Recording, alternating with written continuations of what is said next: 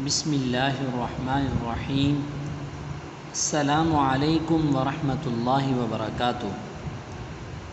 عزیز طلباء، اللہ کی ذات سے امید ہے آپ سب خیر و عافیت سے ہوں گے۔ اسلامیات جماعت داہم کے لیے ہم نے پچھلے ہفتے میں سورۃ الاحزاب الدرس الخامس ج آیت نمبر 41 سے لے کر 49 تک پڑھی تھی۔ امید ہے آپ نے ان آیات کے ترجمے کو اور اس سے متعلقہ سوالات جوابات کو اور الفاظ معانی کو آپ نے اچھی طرح سے یاد کر لیا ہوگا۔ اب ہم اپنے سبق کو آگے بڑھاتے ہیں اور آج ہم انشاءاللہ تعالی آیت نمبر 50 پڑھیں گے۔ سب سے پہلے ہم اس آیت کی تلاوت کریں گے، پھر اس کا ترجمہ کریں گے اور پھر اس آیت کی تفہیم، تشریح اور اس سے متعلقہ سوال جواب ہم کریں گے۔ اب ہم کتاب کھولیں گے۔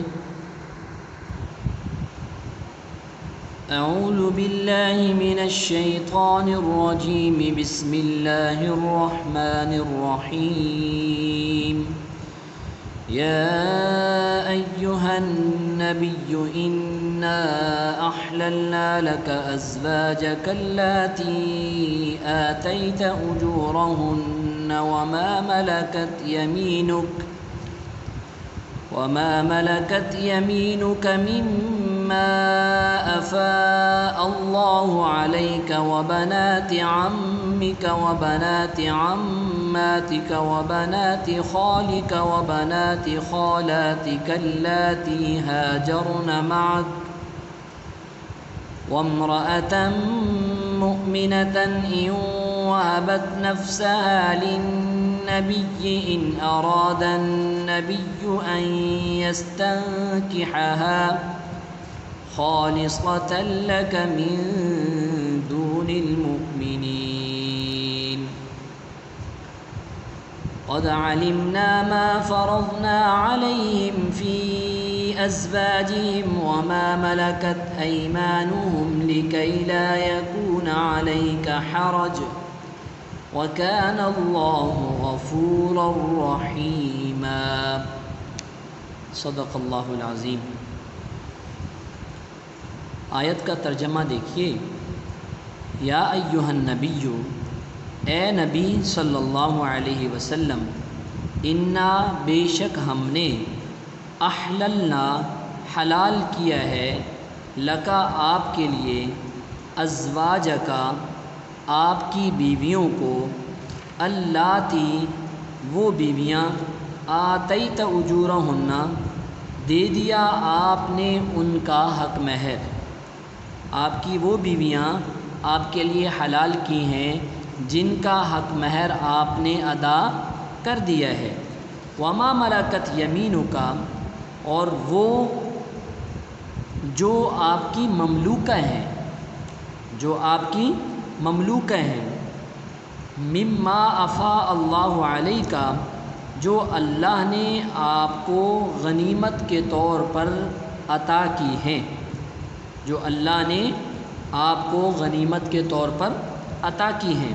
وبنات عمک، آپ کے چچا کی بیٹیاں، وبنات عماتک، اور آپ کی پھوپھیوں کی بیٹیاں، وبنات خالک، اور آپ کے ماموں کی بیٹیاں، وبنات خالاتک، اور آپ کی خالاؤں کی بیٹیاں، اللاتی ہاجرن معک، وہ عورتیں، وہ آپ کے رشتہ دار جنہوں نے آپ کے ساتھ ہجرت کی ہو، اللاتی ہاجرن معک، جنہوں نے آپ کے ساتھ ہجرت کی ہو، وامرأة مؤمنة، اور مومنہ عورت، ایمان والی عورت، ام وہبت نفسہا للنبی، اگر ہبہ کر دے، ہدیہ کر دے اپنا نفس نبی صلی اللہ علیہ وسلم کے لیے، ان اراد النبی، اگر نبی صلی اللہ علیہ وسلم چاہیں، ارادہ فرمائیں، ان یستنکحھا، کہ وہ اس عورت سے نکاح کر لیں، خالصۃ لک، یہ صرف آپ کے لیے ہے، من دون المؤمنین، دوسرے ایمان والوں کے علاوہ۔ قد علمنا، تحقیق ہم نے جان لیا، ما فرضنا علیہم، جو ہم نے ان پر فرض کیا ہے، فی ازواجہم، ان کی بیویوں کے بارے میں، وما ملکت ایمانہم، اور ان کے بارے میں جو ان کی مملوکہ ہیں، لکی لا یکون علیک حرج، تاکہ آپ پر ان کے بارے میں کوئی حرج، کوئی تنگی نہ ہو، وکان اللہ غفور الرحیم، اور اللہ تعالیٰ کی ذات بخشنے والی انتہائی مہربان ذات ہے۔ عزیز طلباء، آیت نمبر 50 جو آج ہم نے شروع کی ہے، اس آیت مبارکہ میں نبی پاک صلی اللہ علیہ وسلم کے لیے نکاح کے کچھ خصوصی ضابطے بیان کیے گئے ہیں۔ آپ ان ضابطوں کو سمجھنے سے پہلے آخر میں سوال دیکھ لیں، جو کہ التمارین کے اندر سوال دیا گیا ہے۔ عزیز طلباء، التمارین میں جو پہلے دو سوالات ہیں یہ آپ کر چکے ہیں۔ سوال نمبر 3 ہے، ان آیات میں رسول اللہ صلی اللہ علیہ وسلم کے لیے نکاح کے کیا خصوصی ضوابط بیان کیے گئے ہیں؟ سوال آپ اچھی طرح سے سمجھ گئے ہوں گے کہ آپ صلی اللہ علیہ وسلم کے لیے ان آیات میں نکاح کے کیا خصوصی ضوابط بیان کیے گئے ہیں۔ عزیز طلباء، آج جو ہم نے ایک آیت پڑھی ہے، اس آیت میں 5 ضابطے جو نبی پاک صلی اللہ علیہ وسلم کے لیے بیان کیے گئے ہیں، وہ آج کی ایک آیت میں ہم پڑھیں گے، اور مزید 2 ضابطے اور ہیں جو ہم انشاءاللہ تعالیٰ کل کے سبق میں پڑھیں گے۔ وہ ضابطے کیا ہیں؟ آپ ان ضوابط کو دیکھ لیجئے۔ یہ ضابطے ہیں، پہلے ان کو سمجھ لیں، پھر اس کے بعد دوبارہ جو ہے قرآنی آیات کے ساتھ میں اس کو جوڑوں گا۔ سب سے پہلا ضابطہ یہ ہے، حکم اول، ہم نے آپ کی یہ بیویاں جو آپ کی خدمت میں حاضر ہیں، جن کے حق مہر آپ دے چکے ہیں، باوجود 4 سے زائد ہونے کے حلال کی ہیں۔ پہلا ضابطہ کہ آپ صلی اللہ علیہ وسلم کے لیے آپ کی وہ بیویاں جن کے حق مہر آپ ادا کر چکے ہیں، آپ کے لیے جائز ہیں۔ عزیز طلباء، اس حکم اول میں نبی پاک صلی اللہ علیہ وسلم کی کیا خصوصیت ہے؟ دیکھنا یہ ہے آپ کی کیا خصوصیت ہے۔ حالانکہ کسی بھی ایمان والے شخص کے لیے وہ عورت حلال اور جائز ہے جس کا وہ حق مہر ادا کر دیتا ہے، لیکن آپ صلی اللہ علیہ وسلم کے لیے خصوصیت کیا ہے کہ عام ایمان والوں کے لیے پابندی ہے کہ 4 سے زیادہ بیویاں ایک وقت میں نکاح میں نہیں رکھ سکتا، جبکہ نبی پاک صلی اللہ علیہ وسلم کے لیے یہ خصوصی ضابطہ ہے کہ آپ صلی اللہ علیہ وسلم کی اس وقت 9 ازواج مطہرات تھیں جب اس آیت کا نزول ہوا، تو آپ صلی اللہ علیہ وسلم کے لیے یہ خصوصیت ہے کہ 4 سے زائد بھی آپ کے لیے حلال تھیں۔ دوسرا ضابطہ، آپ مملوکہ عورتیں بھی جو غنیمت کے طور پر ملی ہیں آپ کے لیے حلال ہیں۔ آپ کی مملوکہ عورتیں بھی جو غنیمت کے طور پر آپ کو ملی ہیں، وہ بھی آپ کے لیے حلال ہیں۔ یہ نبی پاک صلی اللہ علیہ وسلم کے زمانے میں، آپ کے بعد صحابہ کے زمانے میں بھی، اور تابعین کے زمانے میں بھی، جب تک شرعی جہاد ہوتا رہا، اس وقت تک جو دشمنوں سے، کافروں سے مسلمانوں کی جنگ ہوتی تھی، ان کے مرد اور عورتیں جو مسلمان قید کر لیتے تھے، وہ مسلمانوں کے لیے غلام اور باندیاں ہوا کرتے تھے، تو وہ جو باندیاں ہوتی تھیں وہ مسلمانوں کی مملوکہ ہوتی تھیں، مسلمان ان کے مالک ہوتے تھے۔ تو فرمایا کہ جو آپ کی مملوکہ ہیں جو اللہ نے غنیمت کے طور پر آپ کو عطا کی ہیں، آپ کو ملی ہیں، وہ بھی آپ کے لیے حلال ہیں۔ اس میں نبی پاک صلی اللہ علیہ وسلم کے لیے کیا خصوصیت ہے؟ جبکہ یہ مملوکہ تو تمام مسلمانوں کے لیے حلال تھی، اس میں آپ صلی اللہ علیہ وسلم کے لیے یہ خصوصیت ہے کہ نبی پاک صلی اللہ علیہ وسلم کے لیے مال غنیمت جو ملتا تھا اس میں سے اپنی مرضی کے مطابق جو چیز آپ لینا چاہتے تھے آپ لے سکتے تھے، جبکہ عام مسلمانوں کے امیر کے لیے اس کی اجازت نہیں ہے۔ حضور نبی کریم صلی اللہ علیہ وسلم کے لیے یہ خصوصیت کے ساتھ اجازت تھی کہ آپ اس میں سے جو لینا چاہیں آپ لے سکتے تھے۔ تیسرا حکم، حکم صوم، آپ کے والد اور والدہ کے خاندان کی بیٹیاں جنہوں نے ہجرت کی ہو حلال ہیں۔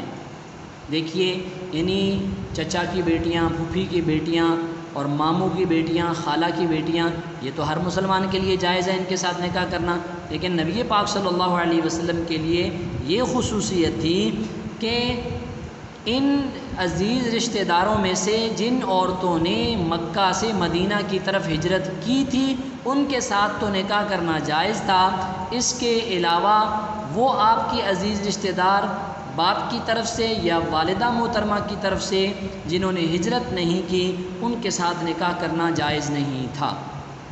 تو یہ نبی پاک صلی اللہ علیہ وسلم کی خصوصیت تھی۔ اور حکم چہارم، وہ مسلمان عورتیں جو بغیر حق مہر لیے آپ سے نکاح کرنا چاہیں اور آپ بھی ان کو نکاح میں لانا چاہیں تو یہ جائز ہے، یہ بھی آپ صلی اللہ علیہ وسلم کی خصوصیت ہے۔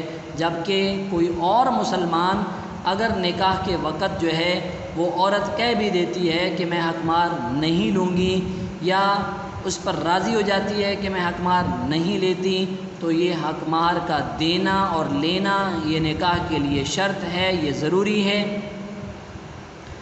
لیکن نبی پاک صلی اللہ علیہ وسلم کے لیے یہ ضروری نہیں تھا، یہ آپ کی خصوصیت ہے۔ پانچواں حکم، مومنہ عورت کا ہونا شرط ہے۔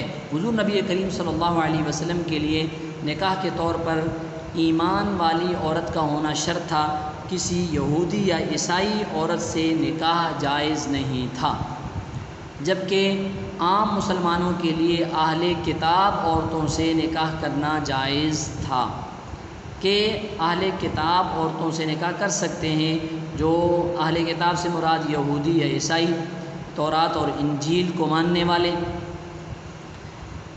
تو اس میں آپ صلی اللہ علیہ وسلم کی یہ خصوصیت ہے۔ تو آج کی آیت میں عزیز طلباء ہم نے یہ 5 احکامات پڑھے ہیں، اور ان 5 احکامات میں نبی پاک صلی اللہ علیہ وسلم کی خصوصیات بھی میں نے آپ کو بتا دی ہیں۔ اب آپ ان خصوصیات کو دیکھیں گے۔ یہ آپ کا سوال نمبر 3 جو میں نے آپ کو دکھایا کتاب کے اندر، السوال الثالث،